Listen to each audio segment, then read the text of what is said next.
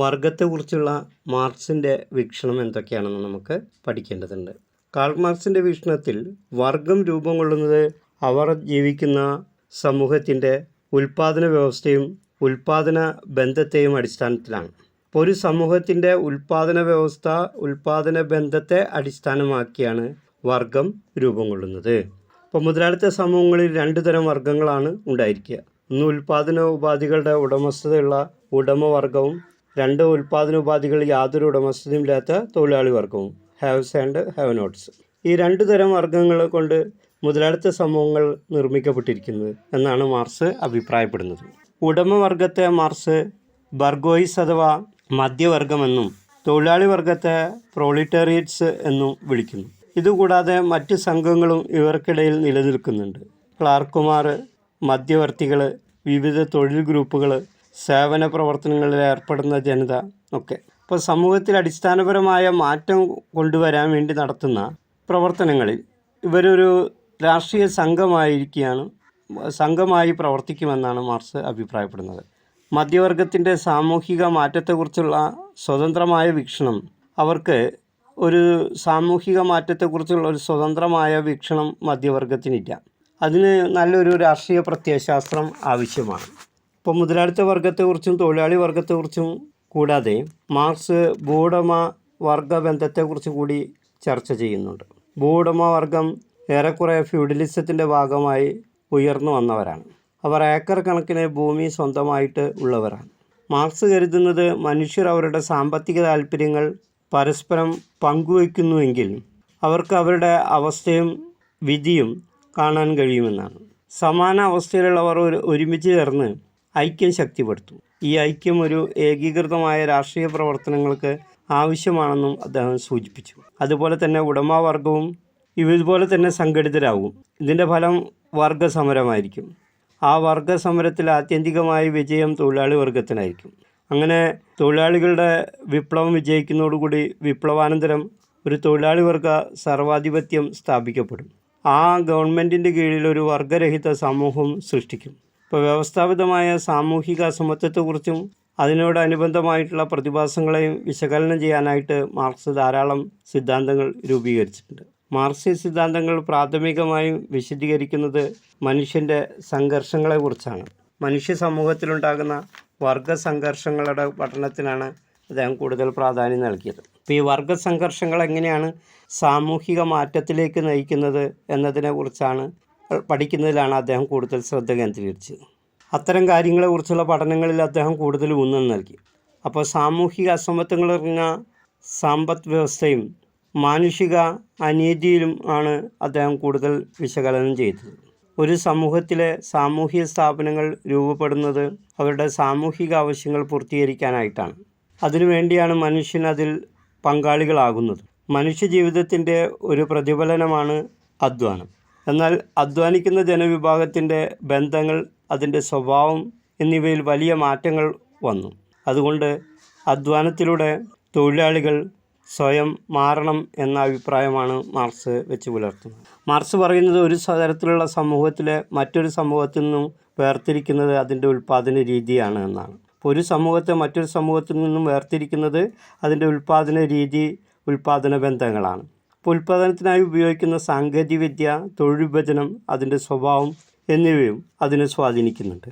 ഓരോ ഉൽപ്പാദന രീതിയിലും അതിനനുസരിച്ചുള്ള വർഗവ്യവസ്ഥയും വർഗബന്ധങ്ങളും ഉണ്ടാകുന്നു. ഒരു വർഗം ഉൽപ്പാദന ഉപാധികളെ നേരിട്ട് നിയന്ത്രിക്കുന്നവരും ഉടമസ്ഥത ഉള്ള മേധാവിത്വ വർഗവുമായി മാറുന്നു. അപ്പോൾ വർഗങ്ങൾക്കിടയിലുള്ള ബന്ധങ്ങൾ പരസ്പരം മത്സരിക്കാൻ ഉതകുന്നതായിരിക്കുകയില്ല. കാരണം എന്ത് ഉൽപ്പാദിപ്പിക്കണമെന്ന കാര്യത്തിൽ ഇവർ തമ്മിൽ, ഹാവ്സും ഹാവ് നോട്ട്സും തമ്മിൽ സംഘർഷങ്ങൾ നിലനിൽക്കുന്നുണ്ട്. മാർക്സിൻ്റെ അഭിപ്രായത്തിൽ ഉടമവർഗം അഥവാ മേധാവിത്വ വർഗം ഉൽപ്പാദന ഉപാധികളെ മാത്രമല്ല നിയന്ത്രിക്കുന്നത്, ഉൽപ്പാദനത്തിനുള്ള ആശയത്തെ കൂടിയാണ്. പ്രൊഡക്ഷൻ ഓഫ് ഐഡിയാസ്, ഇതൊരു പ്രത്യേക തരത്തിലുള്ള സാംസ്കാരിക രീതിയും ഒരു മേധാവിത്വ രാഷ്ട്രീയ സിദ്ധാന്തവും സ്ഥാപിക്കും. ഇത് സമൂഹത്തെ മുഴുവൻ നിയന്ത്രിക്കുകയും ഒരു പ്രത്യേക തരത്തിലുള്ള രാഷ്ട്രീയ വ്യവസ്ഥ രൂപീകരിക്കുകയും ചെയ്യും. ഇപ്പോൾ ഉൽപ്പാദന രീതി സമ്പ്രദായങ്ങൾ, അതിൻ്റെ ഭാഗമായുള്ള ദുരിതം അനുഭവിക്കുന്ന വർഗം, തൊഴിലാളി വർഗം ക്രമേണ ഈ വർഗവൈരുദ്ധ്യങ്ങൾ തിരിച്ചറിയുകയും അവർ കൂടുതൽ ശക്തരാകുകയും ചെയ്യും.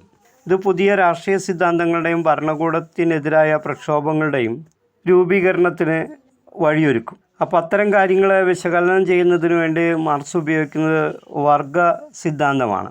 ഈ വർഗ സിദ്ധാന്തം മാർക്സിയൻ സിദ്ധാന്തങ്ങളുടെ ഒരു കേന്ദ്ര ബിന്ദുവാണ്. ഇപ്പോൾ വർഗസംഘർഷം, വർഗ സിദ്ധാന്തം, വർഗസമരം എന്നൊക്കെയുള്ള ആശയങ്ങൾ മാർക്സ് വളരെ വിശദമായി പ്രതിപാദിക്കുന്നുണ്ട്. അതുപോലെ തന്നെ മാർക്സിയൻ വിശകലനങ്ങളിൽ ഏറെ ശ്രദ്ധേയമായ ഒരാശയമാണ് അലീനേഷൻ ആൻഡ് സോഷ്യൽ ക്ലാസസ് എന്നുള്ളത്. അപ്പോൾ തങ്ങൾ ജീവിക്കുന്ന ലോകത്തു നിന്നും അന്യവൽക്കരിക്കപ്പെടുന്ന അല്ലെങ്കിൽ പുറത്താക്കപ്പെടുന്ന ഒരു പ്രക്രിയയാണ് ഈ അന്യവൽക്കരണം എന്നത്. അപ്പോൾ അന്യവൽക്കരണം എന്ന സങ്കല്പത്തിൽ എല്ലാ മഹത്തായ രാഷ്ട്രീയ സാമൂഹിക സിദ്ധാന്തങ്ങളിലും ഈ ഒരാശയം വളരെ ശക്തമായി നിലനിൽക്കുന്നു. ഭൂതകാലത്ത് ജനങ്ങൾ നല്ല ഐക്യത്തിലാണ് ജീവിച്ചിരുന്നത്. എന്നാൽ കാലക്രമേണ അവരുടെ ഇടയിൽ സംഘടനകൾ ഉണ്ടാവുകയും അത് ജനങ്ങൾ തങ്ങൾ ജീവിത സമൂഹത്തിൽ നിന്നും പുറത്താക്കപ്പെട്ടു എന്ന അനുഭവം സൃഷ്ടിക്കുന്നു. ആധുനിക മുതലാളിത്ത സമൂഹത്തിൽ വളരെ കഠിനമായ അന്യവൽക്കരണ പ്രക്രിയ നേരിടേണ്ടതായിട്ട് തൊഴിലാളികൾ വന്നു. അപ്പോൾ ഈ തൊഴിലാളികൾ ഉൽപ്പാദനോപാധികളുടെ ഉടമസ്ഥയിൽ നിന്നും പുറത്താക്കപ്പെട്ട പ്രക്രിയയെക്കുറിച്ച് വിശകലനം ചെയ്യുന്നതിന് വേണ്ടിയാണ് മാർക്സ് അലീനേഷൻ അഥവാ അന്യവൽക്കരണം എന്നുള്ള ആശയം അവതരിപ്പിച്ചത്. അപ്പോൾ മുതലാളിത്ത വർഗം വളരെ ബോധപൂർവം തൊഴിലാളി വർഗത്തെ ഉൽപ്പാദനോപാധികളുടെ ഉടമസ്ഥാവകാശങ്ങളിൽ നിന്നും പുറത്താക്കി. ഈ പുറത്താക്കലിനെയാണ് അന്യവൽക്കരണം അഥവാ അലീനേഷൻ എന്ന് വിളിക്കുന്നത്. അപ്പോൾ ഉൽപ്പാദനോപാധികളുടെ ഉടമസ്ഥയിൽ നിന്നും തൊഴിലാളി വർഗത്തെ പുറത്താക്കുന്ന പ്രക്രിയയാണ് അലീനേഷൻ അഥവാ അന്യവൽക്കരണം. ഇപ്പോൾ കൂലി തൊഴിലാളികളായി മാറിയ അവരുടെ അധ്വാനം അവരുടെ ഉപജീവനത്തിനായി ഉടമയ്ക്ക് വിൽക്കുന്ന ഒരവസ്ഥയിലേക്ക് എത്തിച്ചേർന്നു. അതോടെ ഉടമവർഗം അധ്വാന പ്രക്രിയയുടെ ഉടമസ്ഥതയുള്ളവരായി മാറുകയും ചെയ്തു. തൊഴിലാളികൾ ഉൽപ്പാദിപ്പിക്കുന്ന ഉൽപ്പന്നങ്ങളിൽ മേൽ തൊഴിലാളിക്ക് യാതൊരു അവകാശമില്ല. ഉൽപ്പന്നങ്ങൾ തൊഴിലാളികളുടേതല്ല, ഉടമയുടേതാണ്. അപ്പോൾ അധ്വാനിക്കുന്ന തൊഴിലാളിക്ക് ആ ഉൽപ്പന്നങ്ങൾ നേരിട്ട് ഉപയോഗിക്കാനും അധികാരമില്ല. ഇപ്പോൾ ഉൽപ്പന്നത്തിൻ്റെയും ഉൽപ്പാദന ഉപാധികളുടെയും ഉടമസ്ഥയിൽ നിന്നും തൊഴിലാളികൾ പുറത്താക്കപ്പെടുന്നു. മുതലാളിത്ത വ്യവസ്ഥയുടെ വളർച്ചയുടെ ഒരു ഘട്ടത്തിൽ വളരെ ബോധപൂർവമായി പുരോഗമിച്ച ഒരു പ്രക്രിയയാണ് അന്യവൽക്കരണം എന്നാണ് മാർക്സ് ചൂണ്ടിക്കാണിക്കുന്നത്. ഓരോ സാമൂഹിക വിഭാഗങ്ങളും വിവിധ രൂപത്തിലുള്ള അന്യവൽക്കരണം അനുഭവിക്കുന്നുണ്ട്. മുതലാളിത്ത വർഗത്തെ ബൂർഷാസി എന്നാണ് മാർക്സ് വിളിക്കുന്നത്. അവർ ഉൽപ്പാദനോപാധികളുടെ ഉടമസ്ഥതയുള്ളവരാണ്. അതുപോലെ തന്നെ കൂലി തൊഴിലാളികളുടെ ഉടമകളുമാണ്. മാർക്സ് മുതലാളിത്തത്തിൻ്റെ ആദ്യകാല പരിവർത്തനത്തെ പ്രിമിറ്റീവ് അക്യുമുലേഷൻ എന്നാണ് വിളിക്കുന്നത്. ഈ ഘട്ടം പ്രധാനമായും രണ്ട് പ്രധാനപ്പെട്ട സാമൂഹിക പരിവർത്തനങ്ങൾ കൊണ്ടുവന്നു. ഒന്ന് മുതലാളിത്ത വർഗത്തിൻ്റെ ഉയർച്ചയും രണ്ട് ഉൽപ്പാദനോപാധികളുടെ നിയന്ത്രണവും കുത്തക ഉടമസ്ഥതയുമാണ്. ആ രണ്ട് പ്രധാനപ്പെട്ട പരിവർത്തനങ്ങൾ മുതലാളിത്തത്തിൻ്റെ അടിസ്ഥാന മാറ്റങ്ങൾക്ക് വഴിയൊരുക്കി. അപ്പോൾ മുതലാളിത്തത്തിൻ്റെ പരിവർത്തനത്തിലെ രണ്ട് മേധാവിത്വ സ്ഥാപനങ്ങളായിരുന്നു സ്വകാര്യ സ്വത്തും വിപണിയും. ഇതിൻ്റെ വിപുലീകരണത്തിന് ഇത് വഴിയൊരുക്കി. ഇത്തരത്തിലുള്ള പ്രധാനപ്പെട്ട ചില മാർക്സിയൻ വീക്ഷണങ്ങളാണ് ഇവിടെ നിന്ന് നമ്മൾ പ്രധാനമായിട്ടും മനസ്സിലാക്കുന്നത്.